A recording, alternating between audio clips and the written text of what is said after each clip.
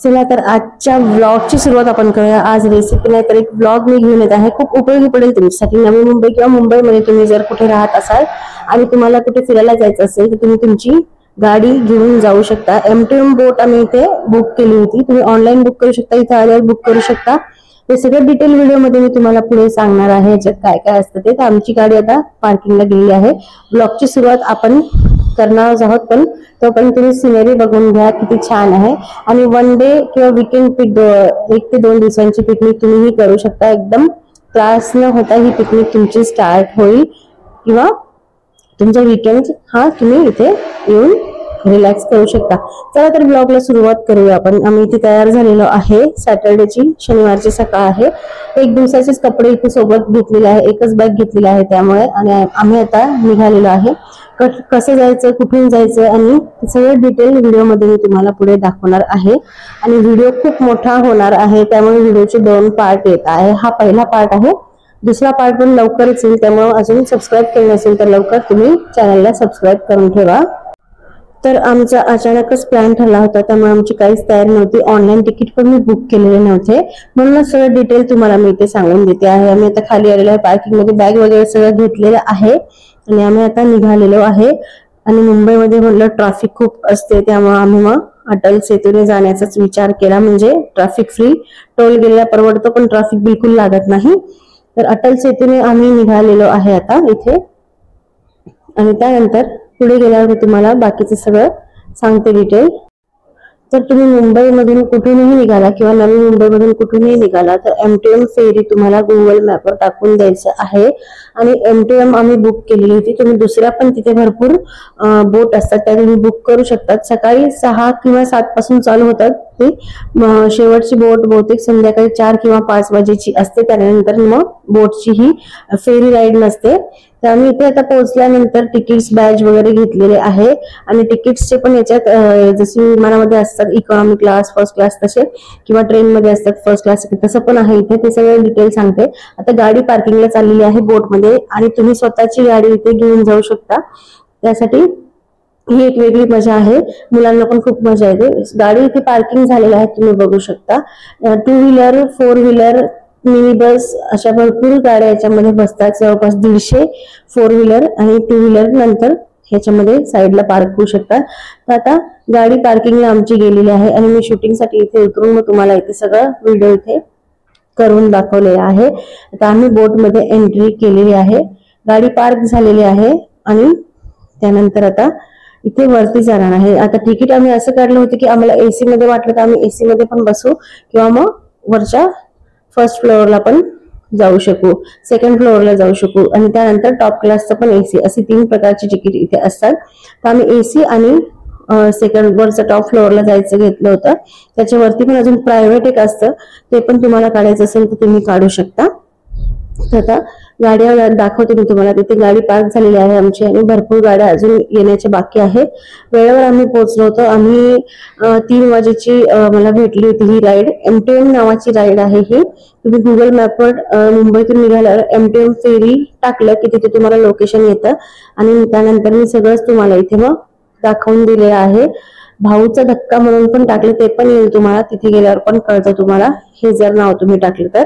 ते सगळं डिटेल आलं मी पोहोचण्यापर्यंतच सांगितलेलं आहे। मध्ये आल्यानंतर ही AC तुम्हाला कंपार्टमेंट इथे दाखवून देते मी काढलेलं आहे याचं तिकीट, पण मला वर जायचं होतं। हे सगळं झाल्यानंतर ACचं तिथे तुम्हाला स्टॉल पण असतात जागोजागी फूडचे।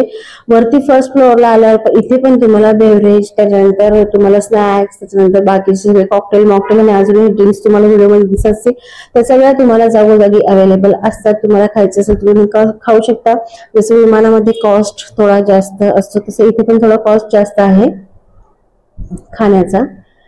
आणि त्यानंतर आता मी चाललेले आहे, वरती आलेली आहे, आणि वरच्या याच्यावर तुम्ही बघू शकता इथे पण असे अरेंजमेंट केलेले आहे की बसून तुम्ही मस्त आरामशीर ही राईड करू शकता। आणि अलिबागला इथे तुम्ही 1 तासातच या बोटने पोहोचू शकतात। सोबतच तुमची गाडी पण आहे, इथून निघाल्यानंतर डायरेक्ट तुम्हाला गाडीत बसायचं म्हणजे टेन्शनच नाही।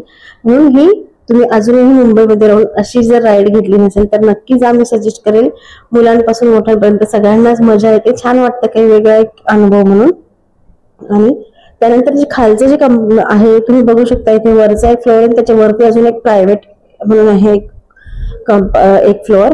तर आम्ही हा वरचा काढलेला होता आणि जो खालचा आहे त्याचं तिकीट कमी आहे, वरच्याचं थोडं जास्त आहे, त्याच्या वरच्यावर मग प्रायव्हेटला थोडं जास्त, असे तिकिटाचे वेगवेगळे प्राइजेस आहेत. आणि त्यानंतर फोटो वगैरे मी इथे काढून घेतले आहे आणि मस्त असा आता सीन इथे दिसत आहे तुम्हाला. आणि बोट आमची आता निघण्यावरच आहे, तर बिलकुल असं वाटत नाही की आपण बोटमध्ये बसलेलो आहे, सोबत इतक्या गाड्या सोबत आहे, त्यामुळे उतरल्यानंतर टेन्शन नाही. आणि जर तुमची गाडी पण सोबत नसेल तर तुम्हाला तिथे पुढे मी सांगणार आहे, तुम्हाला तिथे पुढे तुम्हाला तिथून पुढे फिरायचं कसं ते पण सगळं डिटेल व्हिडिओ सांगते. हॉटेलचं पण सगळं सांगणार आहे, स्टे. आणि तर खालचं जे दिसतंय तिथे त्यांनी जे तिकीट काढलंय त्यांना वर अलाउड नाही करत घेण्यासाठी, त्यांना खालच्याच फ्लोअरला फक्त अलाउड आहे. तर तुम्हाला जे हवं असेल, जे तुम्हाला परवडत असेल ते तिकीट तुम्ही काढू शकता. आणि गाडीचे पण चार्जेस इथे पार्क करायचे वेगळे असतात. तर आमचं आता इथे थोडंसं फोटोशूट आणि थोडंसं चालू झालेलं आहे, बोट चालू झालेली आहे, निघालेली आहे आता. तर बरोबर 1 तासात आम्ही इथे अलिबागला पोहोचलो होतो इथून.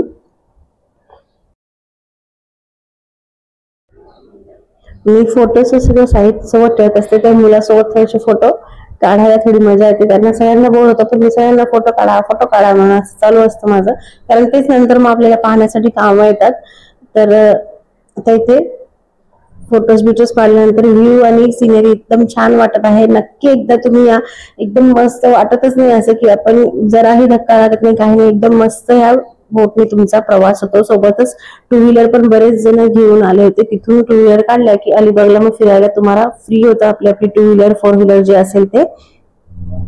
तर आता मस्त इथे ह्याला फोटो काढायचा कंटाळा होता, मी त्याला माझा गॉगल दिला, तर तुझं गॉगल फेकून देतो मी पाण्यामध्ये, फोटो काढायचा नव्हता म्हणून. तर आता मस्त असं माझं चालू आहे व्हिडिओज करणं. इंस्टाग्रामवर तुम्हाला व्हिडिओज बघायला भेटतील, त्यामुळे इंस्टाग्रामवर ऑफिशियल मनीज रेसिपीला अजून तुम्ही फॉलो केले नसेल, या नावाने इंस्टाग्राम अकाउंट आहे, तर तिथे पण नक्की जाऊन फॉलो करा. तर आता मी फोटो काढून थकलेला आहे, मी आता बसणार आहे. एकदा बसल्यानंतर मी मग उठलेच नाही, कारण मी कंटिन्यू माझं घरातून निघल्यापासून चालूच होतं. त्यानंतर खाली आता आम्ही पोहोचत आलेलो आहे, त्यामुळे खाली आल्यानंतर पुन्हा तुम्हाला परत मी एसीचं कंपार्टमेंट इथे दाखवून देते.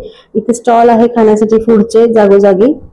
आणि त्यानंतर आम्ही आता पोहोचलेलो आहे आणि आता गाडी सोबत असल्यामुळे टेन्शन नाहीये. फक्त आमचं हॉटेल बुक पण काहीच केलेलं नव्हतं आम्ही मुद्दामूनच, कारण ऑनलाईन हॉटेल बुक केलं तर मग कधी कधी क्लिनिंग वगैरे नसतं, त्यामुळे ह्यावेळेस आम्ही बघूनच हॉटेल इथे बुक केलेली होती.